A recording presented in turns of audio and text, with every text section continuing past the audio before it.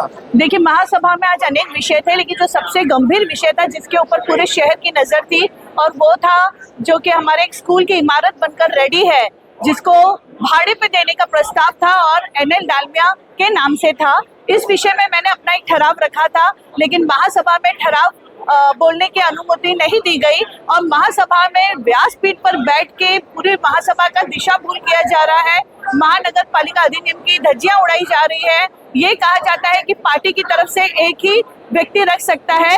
सबसे पहले मैं बताना चाहूंगी कि जिस तरह महापौर किसी पार्टी का नहीं होता, उस तरह जब इस सभागृह में हम जाते हैं तो हम शहर के लिए जाते हैं। उस सभागृह में जब एक बैठते तो एक जनप्रतिनिधि होते हैं, और जब विषय रखा जाता है तो विषय पर ठराव में कभी भी किसी पार्टी का नाम नहीं आता है। विषय एक सदस्य के द्वारा रखा जाता है, दूसरा सदस्य उसको अनुमोदन करता है, और अगर 2 सदस्य का भी सपोर्ट हुआ, अगर 4 वोट भी अगर आपके पास है, तो आपका प्रस्ताव अधिकृत माना जाता है। लेकिन दिशा को भूल किया जाता है कि ये पार्टी विरोधी और पता नहीं क्या क्या अनशरण बातें, यानी विषय को गुमराह किया जाता है, ताकि मुख्य मुद्दा जो है कि आज जो स्कूल का बाजारीकरण किया जा रहा है, आज इतने सालों से बिल्डिंग रेडी है, हम सभी साक्षी है कि महानगर मीरा भाईंदर में जितनी भी प्राइवेट स्कूल शुरू हुए हैं, वो सारे प्राइवेट स्कूल अंडर कंस्ट्रक्शन होते हैं, लेकिन उनका प्रपोज सीबीएसई करके एडमिशन शुरू हो जाता है और बिल्डिंग बनते बनते तो वो कई क्लास तक पहुंच जाते हैं।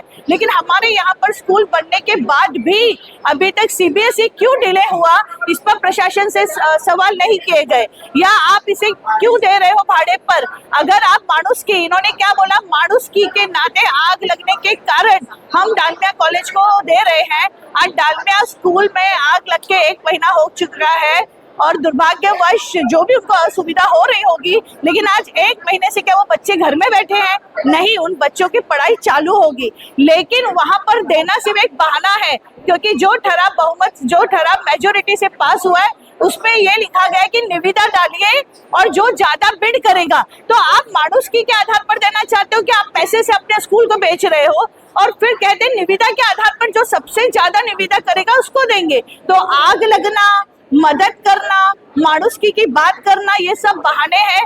अगर टेंडरिंग में एनएल डालमिया से ज्यादा बिडिंग किसी और ने की तो वो उनको दे देंगे। इसका मतलब आप स्कूल का निजीकरण करना चाहते हैं।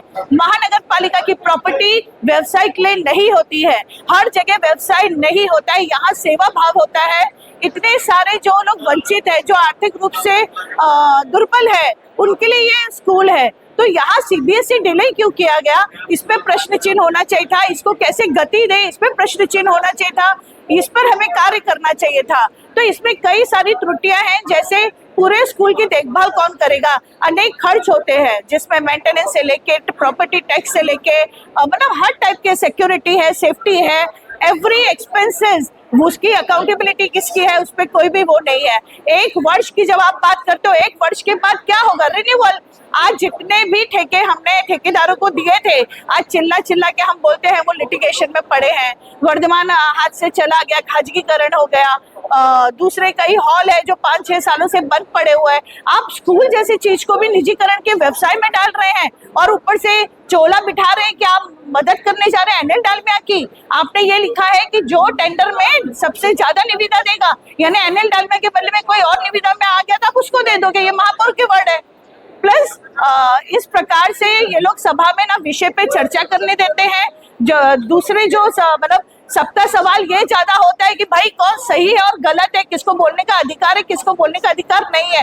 अरे भाई, यहाँ ये सभागृह में अगर जनता ने भेजा है तो हर जनप्रतिनिधि जो अंदर बैठा है उसको बोलने का अधिकार है, उसको अपने विषय को रखने का अधिकार है, उसको ठराव करने का अधिकार है। अगर ठराव में उसे अनुमोदन नहीं मिलता, ठराव में उसे समर्थन नहीं मिलता, तो वो अपने आप डिस्क्वालीफाइड होगा। लेकिन आप कौन होते किसी को डिस्क्वालीफाइड करने का कि नहीं आप रख ही नहीं सकते हो। इसके साथ साथ मैंने ज के प्रस्ताव पहले भी दिए थे, उन्होंने तब कहा था, मतलब मेरे बदले में कोई और खड़ा होकर ज का प्रस्ताव पढ़ने लगा, ठराव पढ़ने लगा।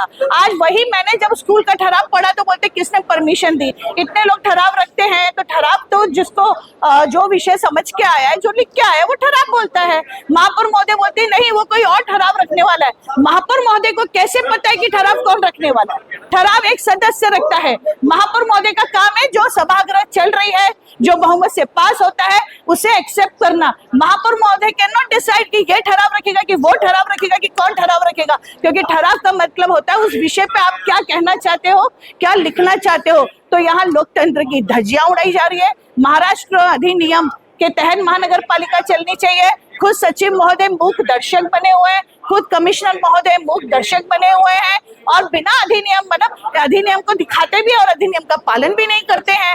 तो ये मतलब बस क्या मैं बोलूं, व्यापारीकरण हो रहा है। सेवा कहीं तो होनी चाहिए की आवश्यकता नहीं है। मैं उस विषय पर भी क्यों बोलूं? आप मुझे रखने देते हैं विषय में, आपको खुद पता चल जाता है कि जनप्रतिनिधि की क्या सोच है। एटलीस्ट सबकी सोच तो खुलती, एटलीस्ट सबको विषयों की जानकारी तो होती। आधे से ज्यादा जनप्रतिनिधि को लगता है मुझे पेपर देंगे तो मैं पढ़ूंगी। अरे भाई, आपका अधिकार है। आपको भारतीय जनता पार्टी या जिस पार्टी ने भी टिकट दिया है, आपको जनता ने वोट दिया है, आपको सभागृह में उनके अधिकारों की बात रखने के लिए दिया है। आपको कोई और पेपर देगा मतलब आप पढ़ के खुद पेपर बना नहीं सकते हो? और ऊपर से फिर आप ज्ञान देते हो कि पार्टी डिसाइड करती है। इसमें पार्टी का नाम कहाँ है? कोई भी ठराव मुझे बता दो जिसमें किसी पार्टी का नाम हो। ये विषय पूरे महानगर पालिका, पूरे महासभा की दिशा भूल की जाती है। देखिए, सबसे पहले तो महापौर महोदय ने भी क्या कहा, आप तैयारी करके आए हो, तो मुझे खुशी हुई कि महापौर महोदय ने ये देखा है कि मैं तैयारी करके आई हूँ, क्योंकि मैं ये महासभा को बहुत सीरियसली लेती हूँ। यहाँ जनता के विषय होते हैं, पूरे शहर का विषय होता है। मैं बिना तैयारी के नहीं आती हूँ। जिन विषयों पे मुझे लगता है मेरा बोलना जरूरी है, उस विषय में तथ्य और सत्य दोनों को साथ लेके आती हूँ। मेरे तथ्य और सत्य और मेरे लॉजिक किसी को नहीं समझ में आ रहे क्योंकि उन्होंने उस चीज पर स्टडी नहीं की है, तो वो अपनी स्टडी बढ़ाए या दूसरे की स्टडी से सीखे। मैं खुद भी सीखती हूँ, मैं प्रशासन में अधिकारियों से मिलती हूँ, मैं सारे तथ्य निकालती हूँ। बात रही और कौन सा सवाल आपने किया था? लॉजिकल लेक्चर क्या है आपको? देखो, वो आपको भटकाया जाएगा, हर बार आपको मुद्दे से भटकाया जाएगा। अगर आप सही दिशा में मुद्दे की बात करो, भटकाया जाएगा। वो अपना भटकाने का काम कर रहे हैं, मैं अपना काम कर रही हूँ जो जनता ने मुझे दिया है। चाहूंगी क्योंकि इसी बारे में जो कंफ्यूजन होता है, ये लोग पार्टी की बात करते हैं। आज महानगर पालिका में महासभा फरवरी से शुरू हुई है। फरवरी से लेके अभी अगस्त तक 100 से ज्यादा ठराव हुए होंगे, और 100 से ज्यादा ठराव में 80 ठरावों में सभी का समर्थन हुआ होगा। तो क्या हम ये बोलेंगे कांग्रेस, शिवसेना, बीजेपी का गठबंधन हो गया? अगर एक ही ठराव को सब लोग मिलके 100 से ज्यादा मतलब 80 विषयों को समर्थन सबने किया है, तो क्या गठबंधन आप बुलाओगे क्या? नहीं ना। मतलब सब विषय में जब एक मत होते तो वो गठबंधन नहीं होता। तो जब किसी विषय में आप विरोध करते हो तो वो पार्टी विरोध नहीं होता है। तो मेरे हिसाब से मेरा कोई अधिकार नहीं है कि मैं कांग्रेस को एडवाइस दूं या बात करूं, वो मेरा अधिकार नहीं है। मेरा अधिकार है कि मैं भारतीय जनता पार्टी की विचारधारा को कायम रख के कार्य करूं, और भारतीय जनता पार्टी की विचारधारा है प्रथम राष्ट्र, नंतर पार्टी आणि शेवटी स्वतः। तो राष्ट्र को सर्वोपरि रखना। पार्टी की विचारधारा है पारदर्शिता, कार्यकुशलता, जवाबदेही, इसके साथ मैं हूँ। धन्यवाद, थैंक यू।